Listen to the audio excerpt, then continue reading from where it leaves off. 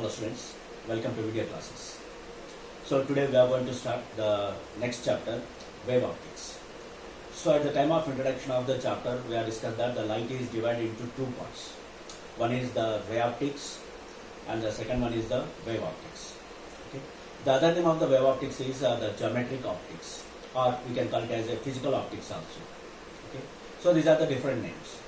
So when you are going to refer to the light, will exhibit the properties. Okay, there the 5 basic properties are there, plus 2 more properties are there. Okay, we are going to refer to the basic properties: reflection, refraction, interference, diffraction, and polarization. So first one is the reflection, and the second one is the refraction, and the third one is the interference. Okay, third one is the interference.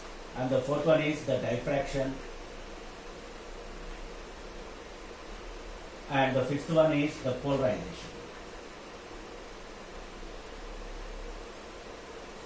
Okay, so these are the basic 5 properties which will be exhibited by the light: reflection, refraction, interference, diffraction, and polarization.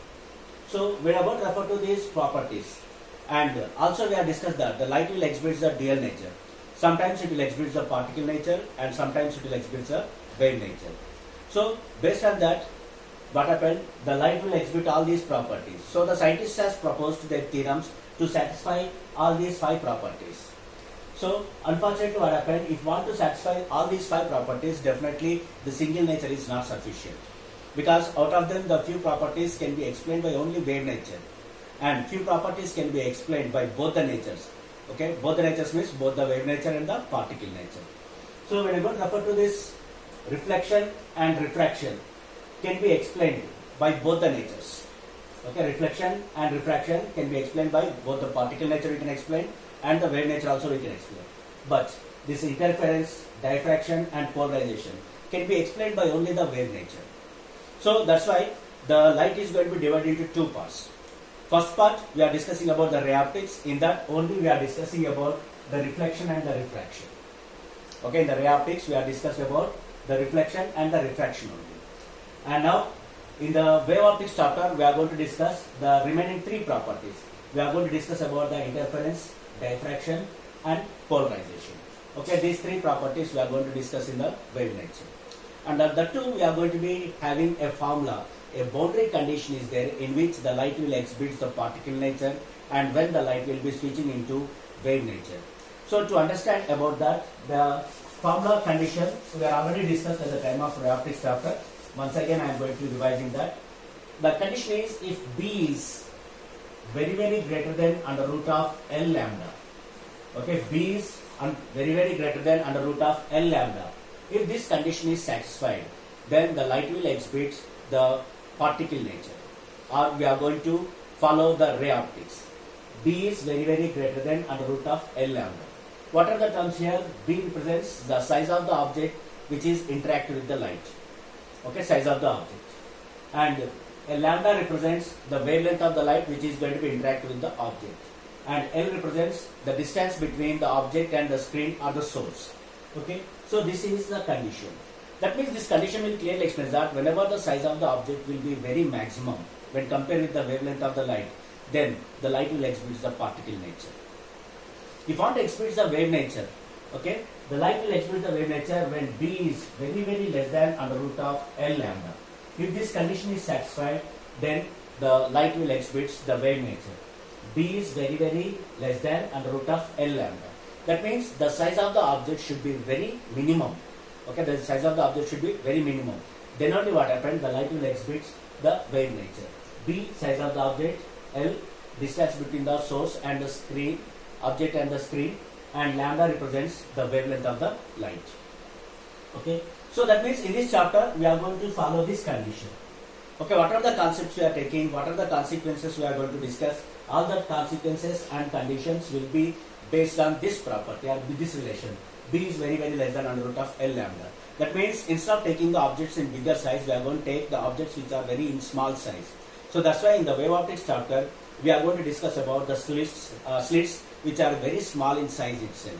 Okay, the different shapes of the slits we are going to use, or pin size holes we are going to use.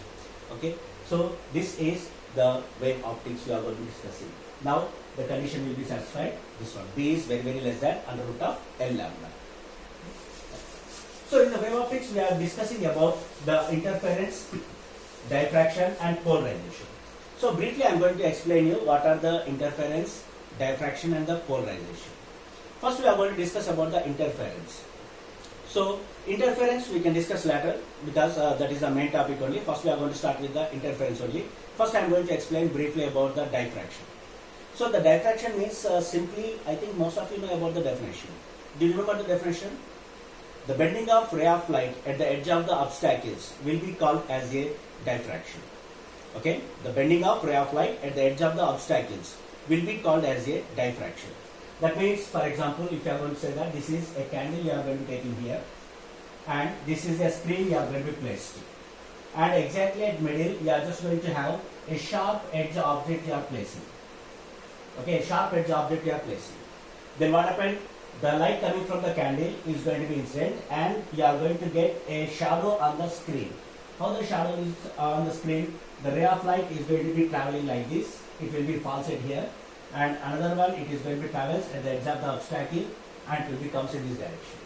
When we refer to this is A and this is B. If you are going to refer to on the screen, this AB part should be completely bright and below part should be completely dark. Okay, it will be happens if the ray of light will travel in a rectilinear direction. Okay, rectilinear propagation direction. Then it will be happens here. But what is the definition is saying? The ray of light will bend when it is interacting with the edge of the obstacle. That means at the edge of the obstacle, what happens? This ray of light is going to be bends at this place, and it is coming to B dash. That means actually it should come to B, but according to the definition, the ray of light will bend at the edge of the obstacle.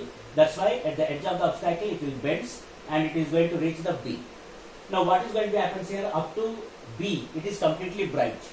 But from B to B dash, it will be the mixed space will be takes place. That means here we are going to get the bands, bright band and the dark band will be takes place. And below B dash, it is completely dark. At this point, whatever the pattern we are going to be obtaining, that is due to the reason of the diffraction pattern. So what happens here? If you are going to take the waves are going to be traveling like this, and whenever they are going to be comes to this point, then they are enters into the geometrical shadow place. These waves are enters into the geometrical shadow place. Okay, so in this way the diffraction pattern is going to be takes place. Simple definition. How can I define it? The bending of ray of light at the edge of the obstacle will be called as a diffraction. Whenever refer to the sound waves also diffracted. That means the sound waves also diffraction will take place. How can you identify the sound waves will produce the diffraction? For example, if you can say that this is a wall is there, this is a person standing here, this is a large wall, and here we are going to use a sound box, a big sound box we are using. Okay, here we are placing a big sound box and a person is standing this side. Then what happens here? The sound coming from this object, this sound source is going to be traveling at this place, and at the edge what happens? It will bend and the person is going to listen the sound. Okay. Sometimes we can observe that the sound will coming from one place, but we can feel that the sound will coming from other place. How it is possible? Because the ray of light, when the sound waves are traveling, those sound waves will come to the edge and they are going to be bends. So due to the reason of bending, what happened? Whoever the person is standing in the direction of the sound wave, that person is going to observe the sound. So this is the bending of the sound wave, same as like the light waves. But when you go to refer to the light waves and the sound waves, the diffraction is very maximum for the sound waves. Why the diffraction is very maximum for the sound waves? The reason is the wavelength of the sound waves is very maximum when you are going to compare with the light waves. So more wavelength, more diffraction. Less wavelength, less diffraction is going to take place. Okay, this is briefly about the diffraction process. Next one is the polarization. Polarization is one of the very important concepts. This is the only property that will not be exhibited by the sound waves, because the polarization can be exhibited only by the transverse waves. Okay, polarization is exhibited by only the transverse waves, but the sound waves are longitudinal waves. So that's why we are not going to produce the polarization in the case of sound waves itself. So what is the polarization means? Polarization means nothing but, just now we have discussed that the light waves are transverse waves. What's the meaning of transverse waves? When the wave is traveling in one direction, the particles are going to be vibrating in the perpendicular direction. Okay, that means that will be called as a transverse waves. That means always the vibration should be perpendicular to the propagation of the wave. Then that will be called as a transverse waves. For example, so let us say that this is a candle I am going to be taking here. Okay, this is a candle I am taking here. From this candle, the light is going to be traveling. Let us say that the light is traveling in this direction. Actually, the light will travel in all directions. But in a particular direction we are taking, if the light will travel towards the right side, then how the vibrations will be there? The vibrations will be vertically upward direction. The vibrations will be dot. Dot means, what does that mean? Inside and outside. The way of light is traveling in this direction, horizontal direction. Vibrations will be in this direction, and dots means inside and outside. In this direction also vibrations will be there. The vibrations will be takes place in this direction also, and the vibrations will be takes place in this direction also. So in this way, what happens if a unpolarized light is traveling? In the unpolarized light, the vibrations will be in all directions. For example, this is the ray of light is traveling. Okay, the ray of light is traveling in this direction. Then what are the vibrations will be? Vibrations will be in this direction, which are perpendicular. The vibrations will be in this direction, or the vibrations will be in this direction, or the vibrations will be in this direction. So all directions vibrations which are all perpendicular to the direction of propagation of wave. So this type of waves will be called as a, or light will be called as a unpolarized light. Okay, unpolarized light means, what you can say, the light which is having the vibrations in all directions will be called as a unpolarized light. Now, if you are going to make these vibrations belongs to only one plane, then that process will be called as a polarization. Polarization means nothing but the process, the vibrations of the light belongs to only one plane will be called as a polarization. Okay. So to get the polarization, what we are going to do is, we are going to use a tourmaline crystal. Okay, the specialty of this tourmaline crystal is, the tourmaline crystal will have a narrow slit along its axis. Okay, a narrow slit will be there along its axis. So the tourmaline crystal is going to be arranging like this. Okay, the tourmaline crystal you are going to be arranging like this. This is a tourmaline crystal, and this is the axis. Along the axis, what happened? A narrow slit is going to be takes place. That means this tourmaline crystal will be act as a filter. Okay, this tourmaline crystal will be act as a filter. What happens when it is going to be act as a filter? Then whatever the all vibrations are there, all these vibrations will be incident on the crystal, but only one vibrations will come outside. For example, you can say that this is a tourmaline crystal, and you are going to have a vertical hole like this, a narrow slit like this along this direction. When arrow slit will be there along in this direction, then let us say that the vibrations will be there. When the unpolarized light is coming, the vibrations will be like this, the vibrations will be like this, the vibrations will be like this, and in this direction. So that means in the different vibrations are going to be takes place. Now what happens here, if the vibrations are like this, and how the slit is there? Vertical direction. Okay, the slit will be there, vertical direction. And if the vibrations are coming like this, and is going to be incident on the filter, is this light vibrations will go out? No. These vibrations will blocks in front of the crystal. Next, these vibrations are also blocks in front of the crystal.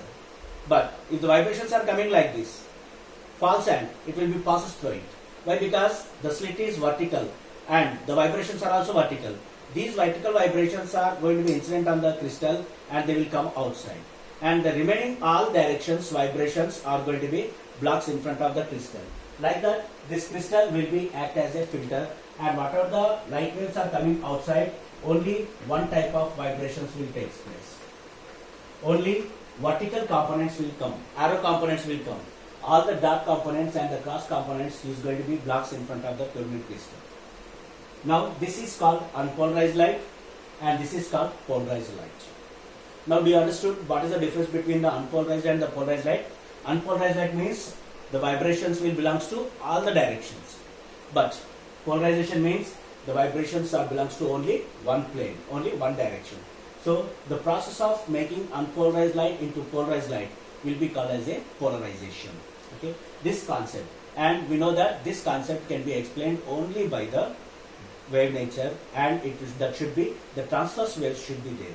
Okay, the polarization will not be exhibited by the longitudinal waves. Okay, the longitudinal waves does not produces the polarization.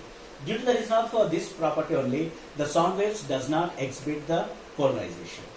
Okay, the sound waves will exhibit the remaining properties. That means the sound waves will reflect, sound waves will refract, sound waves will take interference, and the sound waves will take diffraction. But the sound waves does not exhibit the polarization. The reason is the polarization is exhibited by only transverse waves, but the sound waves are longitudinal waves. That's why the sound waves does not produces the polarization. This concept is very important, and this point is also very important for the competitive part also. Okay, these are the diffraction and the polarization concepts. About them deeply we can discuss at the time of topics itself. But right now we are going to discuss about the interference. So out of these three properties, interference, diffraction and polarization, the interference is one of the very important concept, because there is a lot of problems are there and a lot of concepts are there based on this interference pattern. So all of you must concentrate on the interference pattern. If you can understand the concept, then it will become very easy to solve the problems itself. All that you need is, you need to concentrate on the concepts. What is going to be happens here. Okay. So let us start the interference. Any idea about the interference? You have studied in your 10th class, I think. So interference means nothing but when the two coherent light waves, okay, when the two coherent light waves will superimpose on each other, then the resultant intensity of the light will be increases and decreases, and you are going to get a spectrum on the screen which contains the bright bands and the dark bands. This total phenomenon will be called as a interference. Okay, so here the definition will clearly explain the few important points. First point, how many sources are required? We are required of two sources. Okay, the two light sources must be required. Second important point, the two sources must be coherent light sources. Okay, two sources must be coherent light sources. What are the coherent light sources means? Coherent light sources means nothing but the two light sources must have the same amplitude, same frequency and constant phase difference.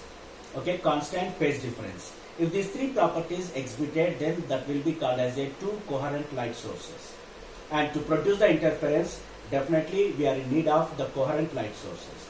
Once again, coherent light sources mean the light sources which will have the same amplitude, same frequency and the constant phase difference, or the phase difference will be equals to 0.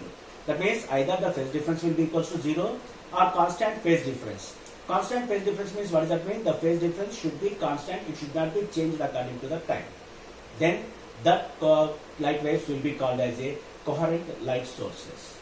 Okay, when these two coherent light sources will superimpose on each other, then immediately what happens? The resultant intensity increases and decreases.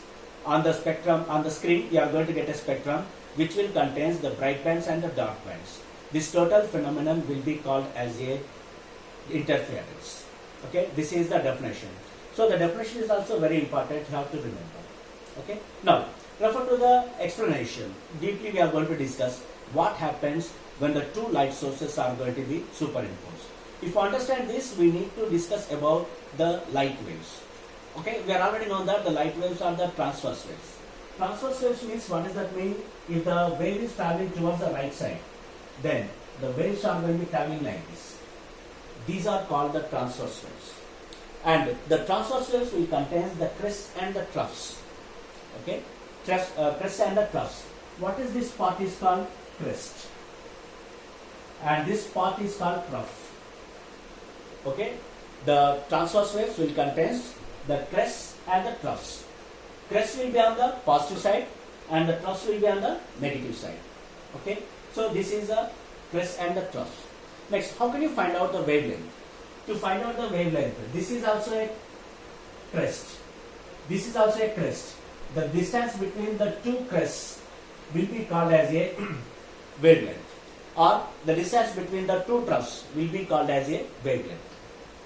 Okay, this is the wavelength. What about the amplitude? Amplitude means the maximum displacement from the mean position, because from this position only they are oscillating or vibrating. That's why this part will be called as a amplitude. I think all of you remember these concepts because we are discussed at the time of simple harmonic motion and the waves itself. Okay, so this part is called the amplitude. And frequency. What is a frequency? Means the number of oscillations made in 1 second. That is called the frequency. Okay, so that means it will clearly explain that whenever you are going to take the light source, if that light source is sending the light, that light will contains the wave nature. If it will contains the wave nature, which type of wave? Transverse wave. If it is a transverse wave, all these physical quantities will be there. Wavelength will be there, amplitude will be there, frequency will be there, and the phase is also there. Phase difference is also there. Now, what is a coherent sources means? The two light sources must be same amplitude and same frequency, and the constant phase difference or the phase difference will be equal to 0. Then only what happens? The interference pattern will be takes place. So to understand the interference pattern very clearly, you need to know about the wave first. Okay, this is the transverse waves, and these are the physical quantities you have to remember. And always remember the crest will be on the positive side and trough will be on the negative side. Okay, so now let us see what is going to be happens. So in the interference pattern, let us say that I am going to take a candle at this place. Okay, this is a candle I am going to be taking. In front of the candle, I am going to arrange a cardboard. Okay, this is a cardboard I am going to be arranging here, and I am going to make a small pin-size holes to this cardboard. Okay, I am going to arrange a small pin-size holes to this cardboard. Let us say that this is S1 and this is S2. Okay, this is S1 and this is S2. S1 and S2. Now what happens here? This candle will send the light. And remember, in this chapter we are going to discuss about the wave nature. Okay, we are going to discuss about the wave nature. And in the wave nature, what type of the waves we are going to discuss? Transverse waves. Transverse waves will contain the crest and the troughs. So in this diagram, what happens? I am going to show the crest and the troughs. Crest I am going to show the straight line. Trough I am going to show the dotted lines. So what happens? This candle will send the light. First it will be send the crest. Next trough. Crest, trough. Next what happened? Crest will come. Like that what happened? The light is going to be coming here. And how many holes you have made? You have made the 2 holes. 2 pin-size holes you have made.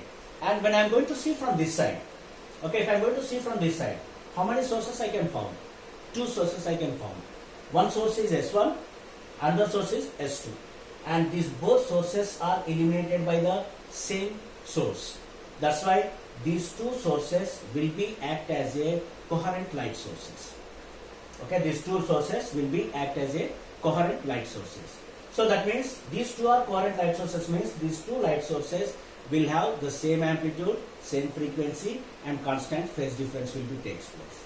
Okay, now listen very carefully here. What happens here? This light is going to be incident on the slit. Now what happened? This S1 will be act as an individual source of light. If it is an individual source of light, it is also send the waves. What type of waves? Transverse waves. Transverse waves means what happens? First you are going to get the crest, after that trough. I already told you straight line is crest, dotted line is trough. Because first what will come? Crest, next trough, crest and trough. Alternatively it comes. So next again you are going to get the crest. Next trough, crest, trough, crest. At the same time, the second source of light is also sending the waves. Which type of waves? Transverse waves. So S2 is going to send first crest, after that trough, again crest, again trough, again crest, again trough, again crest. What to understand in this diagram? In this diagram it will clearly explain that the light waves coming from the S1 and the light waves coming from the S2 both are superimposed on each other. When both are superimposed on each other, then what happened? The resultant intensity is going to be changes. At the same time, if you are going to place a screen in front of the slits, on the screen we are going to get a spectrum, and on that spectrum we are going to get the bright bands and the dark bands. Okay, so bright bands and the dark bands. If you are going to have the bright band here, next you are going to have the dark band, next you are going to have the bright band, again you are going to have the dark band, again you are going to have the bright band. Like that what happened? The dark and the bright band alternatively are going to produce this on the screen. This total phenomenon will be called as a interference. Okay, so let us see what is going to be happens in the interference pattern. Okay. Now see here, the light coming from the S1 and the light source coming from the S2 both are superimposing. Then why the intensity increases and why the intensity decreases. That is a very important point we have to discuss. Okay, let us see that. When you are going to refer to at this point, okay, at this point, the two light waves are going to be intersecting. These two light waves are belongs to crest only, because this is also a crest and this is also a crest. So when the crest is going to be interacting, then what happens to the resultant amplitude will becomes maximum. I am going to draw the brief diagram at here. Let us say that this is S1 source and this is S2 source. Let us say that this is the waves are going to be traveling like this.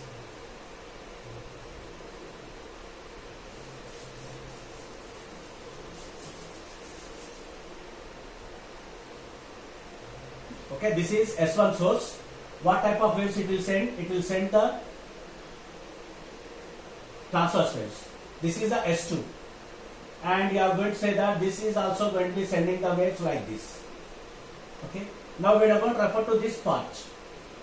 Okay, when there are two light waves are going to superimpose on each other, if they are going to superimpose on each other, what is this part is crest.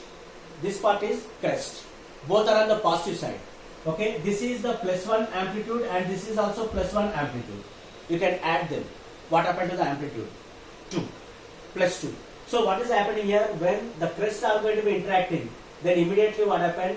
The amplitude is going to be increases. When the amplitude is going to be increases, what you are going to get? You are going to get the bright band.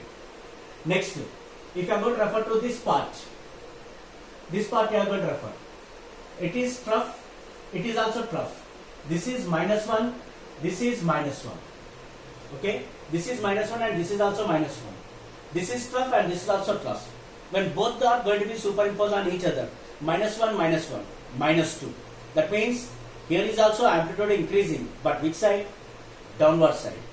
+2 means upward side, -2 means downward side. That means what it will clearly explains, when a crest is interacting with the crest or when a trough is interacting with the trough, then what happens? The resultant amplitude increases at that particular point. What you are going to get? You are going to get the bright band. Next, we are going to refer to this part. We are going to refer to this part. This is crest, +1. This is trough, -1. When both are superimposed on each other, then what happens here? +1, -1 will become 0. What happens to resultant amplitude? 0. If the resultant amplitude is 0, you are going to get the bright band or the dark band. You are going to get the dark band. So this is the main reason why you are going to get the bright bands and the dark bands on the spectrum or on the screen itself. Okay. So these are the conditions you need to remember. When you are going to get the bright band, either two crests are interacting or two troughs are interacting, then definitely what happens? You are going to get the bright band. If one crest and one trough is interacting, then you are going to get the dark band. The same thing will be happens in this case also. If I am going to refer to these points at here, this point, okay, if I am going to refer to this point, two crests are interacting. That means at this point what I am going to get? Bright band. At this point also, the two crests are interacting, two troughs are interacting, two crests are interacting, two troughs are interacting, two crests are interacting. That's why always the bright band will be there at here. Next one, when you are going to refer to at this place, one crest and one trough is interacting. This is a trough and this is a crest. So resultant amplitude will be 0. Here is also one crest and one trough is interacting. One crest is, one trough is interacting. That's why what happens? You are going to get the dark band. Like that, on the spectrum, alternatively, one bright band and the one dark band is going to be produces. This total phenomenon will be called as a interference. Okay. So this is the concept of the interference. If you can understand this, then it will becomes very easy to understand the further concepts also. Okay. So simply, how can you define the interference? Means when the two coherent light sources will superimpose on each other, then the resultant intensity of light increases and decreases, and a spectrum is going to be produced on the screen which will contain the bright bands and the dark bands. This total phenomenon will be called as a interference. Okay. When you are going to get the bright band, when two crests or two troughs are going to be interact. When you are going to get the dark band, when one crest and one trough is going to be interact, you are going to get a dark band. So this is the concept of the interference. Okay. So that's all for today. Remaining concept we can discuss in the next class. Okay. Thank you.